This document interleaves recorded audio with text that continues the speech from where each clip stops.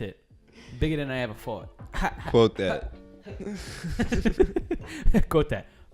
Print it. New York Yeah. Times, print that. Quote me on that. We putting that on the tombstone. Putting that on the tombstone. He was bigger than he ever thought. Amen. Amen. Welcome to the Bible ASMR preacher, whatever the fuck it's called, sermon. Jesus. You filming? That's filming too? You're good to go. Everything's Okay. good to go. Check me Cool. Check me real quick. Watch me hit this real quick.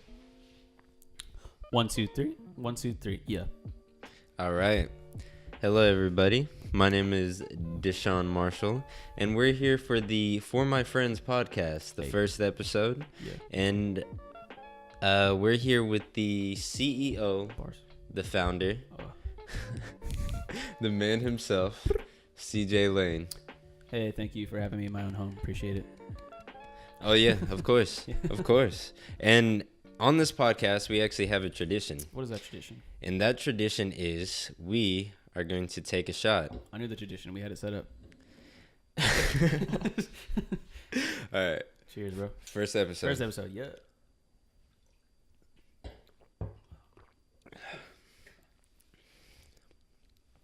I'm going to say it. This is our 5th take. That's it. We have done one of those every single time. 5 shots Transparency, the key to the FMF exactly. and the podcast. It has to be real. Has to be real. All right. So, CJ. Yes. Founder of For My It Friends. sounds very official, but it's not. It sounds very official. I mean, it's definitely something you should be proud of. But before we get into that, Yep. tell us about yourself. All right. Well, my name is CJ Lane. I am CJ Lane, and I am 22 years old from the Pacific Northwest. Olympia, Washington, specifically, is where I was born and raised. I went to school around here. Currently, I attend the University of Washington at the Milgard School of Business. I'm getting a bachelor's in business administration, and I graduate this summer, 2019. So Dang, congratulations. Thank you. Appreciate it very much. Play the applause. All right. So you said you're getting your degree in business. That is correct. What made you get into business? So actually I didn't start with a business degree. I switched to that. So I started with a video production degree or a film degree from UW. I didn't switch schools, but I switched degrees, and the reason for that was I really enjoy video production. I really enjoy film, and I wish I still was in that major to an extent, as far as enjoyment. However, around the end of freshman year to sophomore year, I started looking into like the job possibilities and job offerings that were related to video production, and they were like a fraction of what you can get with a business degree. So I decided if I want to get to a position where I can support myself and my family comfortably, it would probably be a better idea to switch to a business degree. Oh yeah, most definitely. And like speaking as a artist in college, I kind of felt the same way, because I felt like if I wanted to do my art, I felt like I could just have that work speak for itself. Yeah, rather, for sure. Absolutely. I'm sure there was a lot I could have learned, but yeah, I was definitely sure that like that doesn't take away from my capability of actually doing it. Yeah, and I felt the same way, and I ended up taking actually a film class after I'd already switched to business, just because I needed an elective, and so I went out of my way to look for a film class I could take because I missed it. Yeah. And I learned a lot in that film class, but I also learned while making a short film for that film class that even though I knew like what I was supposed to do fundamentally to make the film flow correctly and stuff like that, you always have these visions in your head based off of artists you've looked at, and you really don't know how hard it is to execute on those things, even if you know that you should do them, until you do it. So I feel like it's like 50% like studying and research and learning techniques and stuff like that. Exactly. And the other 50% is actually getting out there and putting in the hours into actually trying to do it. And so, most definitely. So that's what I felt like. Yeah. And I it's funny that you say that, because I really think like in today's society, it's really tough for people to admit that they were like inspired by, so like for example, like let's say you were in videography and like you were inspired by, throwing out a name like Quentin Tarantino. He's really heavy into like dialogue, and so a lot of people won't really put credit forth into saying like, I got that inspiration from this, and then, but at the same time, you crafted it and made it your own, you know? And it's funny because it's like, I think that's a mindset that people have when they're younger. Yeah. Like, they don't want to admit that, like, to them, like, taking inspiration is almost like stealing an idea, which isn't the case. Because if you look at, you know, some of the most, if we're talking videography, some of the most successful directors, they'll be the first ones to say like, oh, I got inspiration from this scene that everyone's praising me for from this movie. Exactly. Like, you know, shout out Game of Thrones. We're all Game of Thrones fans here. And one of the directors on the show that has filmed like the Battle of the Bastards and stuff like that. And he's filming the upcoming scene for, the episode for season 8, episode 3. He is the first one to tell you, like, he's like, oh, I got all my like knowledge about filming battle scenes from Lord of the Rings. Like, he doesn't try to pretend like, oh, this is all just in my head the whole time. He's like, no, Lord of the Rings. I just watched Lord of the Rings a lot until I learned how to do it. most definitely. And so so for my friends specifically, it is a clothing brand right now. Yes. And so what made you, well, before that, what even is For My Friends? So For My Friends it's a brand. I always feel weird calling it my brand because like anytime like this, like we're wearing the same shirt right now pretty much. But we flex. And but so like anytime someone asks like, oh, you know, what are you wearing? Why are you guys wearing the same shirt? And like it always feels weird whenever I'm like, oh, it's my brand. So I usually always say like, oh, it's like a clothing thing I do because it feels weird calling it a brand. I don't know why. Maybe it's just something in my mental, but at the end of the day, it is a brand, and I like to call it a community brand because I think that it is more than just clothes, if that makes sense. But at the end of the day, it's a clothing brand. Most definitely, and because it's funny because at first I've been recently more involved with it. Yep. But at first I was a fan of what you were doing because you did involve the community. Thank you. Appreciate that. You did like take input that people gave, and you really considered the community and how they received your products and how they basically, I don't know, how they basically just like drifted towards this idea essentially. Yeah. And so what first gave you the thought to make what made you think like, all right, I'm gonna make t-shirts? Well, t-shirts started from, I guess it would start back to my freshman year in college. And basically I made a brand called We Are PNW, and it was like my first branch into the clothing line thing. And it started with an Instagram account that me and my friend Nate, we would post our photography of like photography around the Pacific Northwest, and we would just post pictures on there, and we tried to gain a following. And my goal was always to monetize. I always say monetize in some way the page. And so like advertising wasn't really a thing at the time on Instagram, but like sponsorships obviously now are huge. So like it was something like that was in mind. You know, I'm like watching Jay Alvarez fly across the world to make videos, and I'm like, I could do that. You know what I'm saying? So exactly, it was something like that in mind. I didn't have clothing in mind at first, but at that time I was like just starting to get into streetwear, like Palace and stuff like that was really big for me. Not so much Supreme, but Palace was really big. And so basically I was like, I could, you know, people are buying streetwear anywhere. Everyone's starting their own brands. I could make my own brand because people are going to wear clothes anyway, so they might as well wear mine. And so I just made like really generic, honestly, like safe is how I would describe it. Like no one's going to think like this is the greatest shirt ever, but no one's going to hate it either because it was basically just like really minimalist text on a black long sleeve shirt. So it was really safe. And, you know, I sold some of them. I priced them at $35. And they were on Gildan Blanks, which is like, if you know anything about like making clothes, Gildan Blanks are like for the quality, like relatively inexpensive. So I priced them at $35. I sold some, but they didn't sell like all out. So like by the end of the lifespan of We Are PNW, I decided to just give those shirts away and end the brand. Cause I was kind of bored of it. But where FMF is birthed from, I would say, is I would still see to this day, people still wear those long sleeves from We Are PNW. And I don't really know how to explain it, but the feeling you get when you see people wearing something you made in terms of clothes is like super, super cool, at least for me. Like it's something that like I love. And so I guess it would be similar to like if you were like an artist, like in terms of like a painter or something like that. If you walked into somebody's house and you saw somebody like displaying your art for everyone who walks into their house to see, exactly, like that means they really like it. You know what I'm saying? And so people who wear my clothes, even if it's just a gym shirt for them, it means they like it enough to wear it over other clothes. Yeah. It means they like it enough to wear it over Nike and Adidas and all that kind of stuff, which is super cool. So I wanted to chase that high of like seeing people wearing my clothes again, even though it was like, this is like 3 years down the line from We Are PNW. Yeah, most definitely. And so how long did it take you to basically go from We Are PNW to For My Friends, and how did you initially start For My Friends?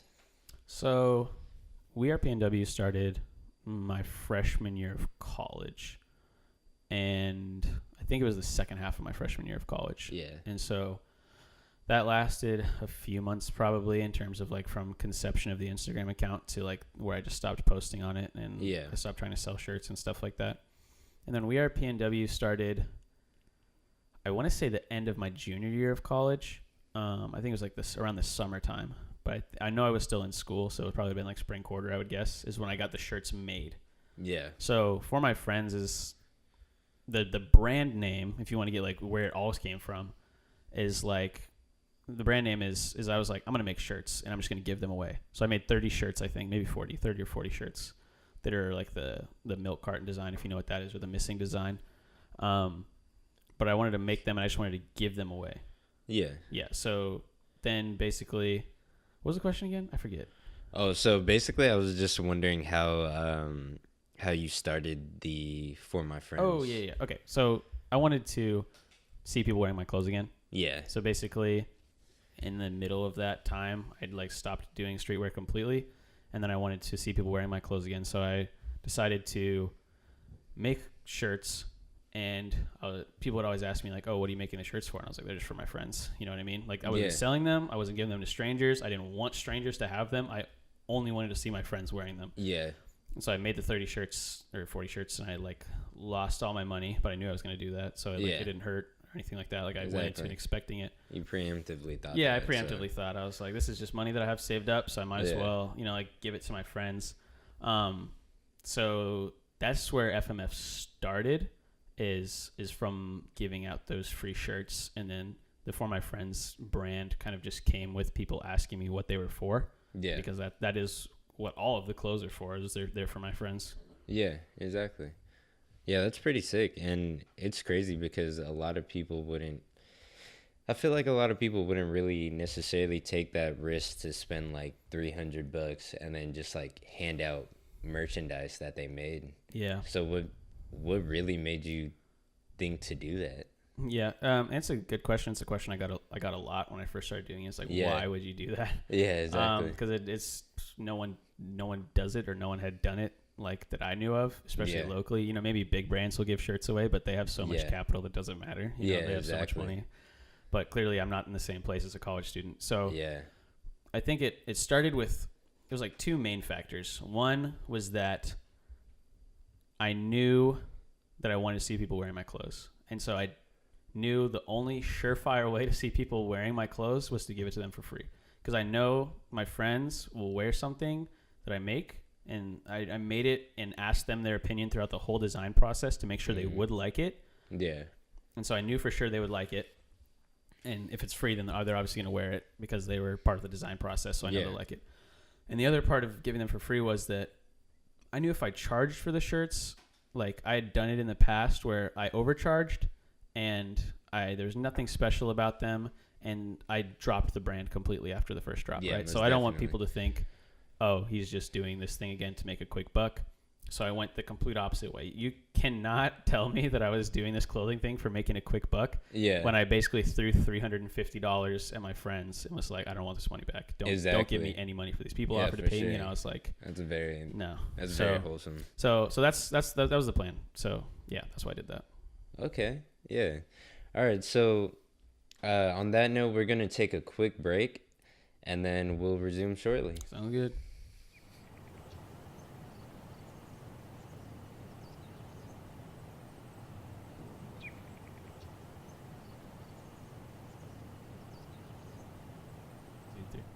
All right, so we're back with the For My Friends podcast, episode 1. Yeah. We're here chatting with CJ Lane, the CEO and founder of For My Friends. And you know, we were talking about how you were into videography, what got you into fashion essentially. Yes. And so to kind of reel back the conversation, I was wondering like what like what inspires you just like on a daily basis? Ooh, man, you talk big questions. Okay. What inspires me on a daily basis? Okay. I think that I definitely have some people that I look up to in various aspects of my life. And Yeah. I definitely try to mimic things that they do. Yeah. And I actively look for inspiration from them. Yeah. So like, just to give some examples, like, I try to work out. Yeah. And so like Steve Cook is a big gym inspiration for me. He's the guy who got me into fitness originally. Yeah. So like I take a lot of inspiration from him and I go to him for inspiration. Who is Steve Cook? That's a good question. Steve Cook is a Gymshark athlete. Okay. And so he's actually, I believe, their biggest male athlete. So Gymshark is like an athletic clothing company. Yeah. It's a company that I'm a customer of. Yeah. And Steve Cook got me into that company, and he got me into fitness in general. So I wow. will probably look at him for fitness advice probably for the rest of my life. Oh damn. Yeah. So that's just one example. But I mean, I have That's fire. like on YouTube, anything I do, I want to do in high quality. Yeah. So I definitely don't want to be at the bottom of the pack, and I don't even want to be at the middle of the pack unless it's something I'm not passionate about. So even in school, if it's a subject that I care about, then, you know, it's something like in social media. If we're talking about social media, then that's something that I'm passionate about. Exactly. So I'm going to strive to be the best. Like, and I know that it's not something where it's like, oh, I'm just, you know, like trying to get a good grade. It's like the grade is important to an extent, but what I give to the class and what I take from the class is more important. Most definitely. So it's like something on YouTube, like if we're talking videography, since that's where the question stemmed from, I think that right now, in terms of high quality videography, Justin Escalona is a really big inspiration for me, just in terms of the quality of his YouTube videos. Yeah. How they're structured, the music used, the color grading and stuff like that. Exactly. I feel like if I had a life that was interesting enough that I could make YouTube videos about my life, yeah, I would make them very similar to the way he makes his. Oh yeah, most definitely. And it's crazy that you say that, because like whenever I'm on Instagram, or like whenever I'm on whenever I post, essentially whenever I give people a piece of me, I want to put my best foot forward and show them really, like, I'm not that great with words, so like I try to express with like creativeness. And so it's funny because like I really try to express that through my inspirations, such as like, you know, like the ASAP Rocky music videos. Insane. So insane. Good. So good. And even he draws inspiration from other videos, like the Lamborghini High was inspired by the Kanye Kid Cudi. Yeah. And so it's just so fire. And so so with For My Friends, you're really expressing this creative side to yourself. And what's some aspects that you really embodied yourself into your product? So I think that For My Friends in general, none of the designs that I do are forced. And so basically what that means is that I'm not going to make something unless like I'm positive that I will really like it. And I think that other people that are customers will like it as well. Most definitely. Because it's for me. Like I always wear my clothing. Like probably 3 days a week I'm wearing my own clothing, because why wouldn't I make it, you know? Like, definitely. You know, like I obviously enjoy it. And that's a one-on-one. Yeah, this is the one of one Rome edition. So he's got the long sleeve on. That's what everyone else has, but exactly. You know me, I gotta rock the one of ones. Exactly. But anyway, so like in terms of creativity, like I just let things inspire me, really. Yeah. So like with the first design, with like the milk cartons, I knew I wanted to make T-shirts because I knew I wanted to give them away to feel that feeling of seeing people wear my clothes again, but seeing it be something new. And so I was not doodling like every day or anything like that, but I was seeking inspiration in terms of like I'm actively looking for something to inspire me. Exactly. And so I found that inspiration on when I saw a picture of a old missing milk carton thing, you know, like where they put the kids on. And I saw it and I was like, that's it. I was like, so I know I want to do something with the missing milk carton. I just didn't know what it was. So like that's an example of that. I had a feeling that when I went to Rome, I was going to get inspired by something, just because I'd never been out of the country. Most definitely. I hadn't even been out of the Pacific Northwest, so I knew that being there was going to inspire me for 2 weeks. Yeah. But I didn't go there, and I was like, all right, what's it going to be? Like, where's my next shirt coming from? Because this is my second shirt, what we're wearing right now. Mm. And then I went with my friends Alex, David, and Jessica on the second day we were in Rome, I think, to St. Peter's Basilica. Yeah. And I saw it and I was like, this is like the craziest thing I've ever seen in my entire life. Like, this is it. The scale of everything in Rome is so big. And so it's like coming from here, I like saw that building and I was like, this might be it. Like, this is crazy. So so that was the second day I was there. So I was like, I'm not going to rush it. You know, like I'm definitely inspired. Like I can feel the creative juices flowing from being in this beautiful place. Exactly. But I'm not going to be like, this is it. I'm like, print it. You know what I'm saying? Exactly, like I want to feel that creativity through the whole time.